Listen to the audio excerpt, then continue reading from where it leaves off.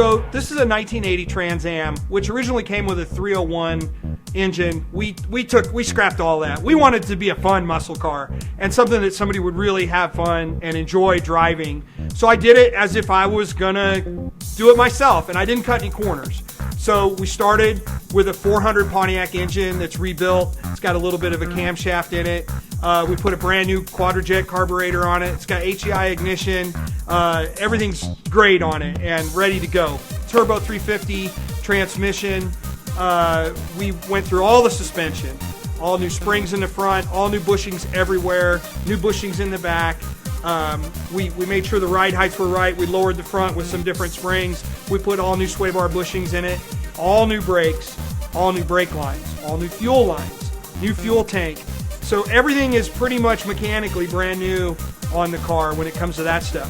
We put some really cool wheels and tires on it. We made sure the shaker hood scoop was functional, so it pulls the air in through the intake in the hood, which, you know, you get that sound. The paint job wasn't terrible, but we went and wet sanded the entire thing and buffed it all out, and it turned out to be pretty darn nice.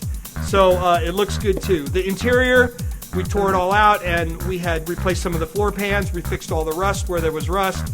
We sealed everything on both the top and the bottom, and then we put a new carpet in it. We cleaned all the seats and fixed all the stitching that needed to be fixed up.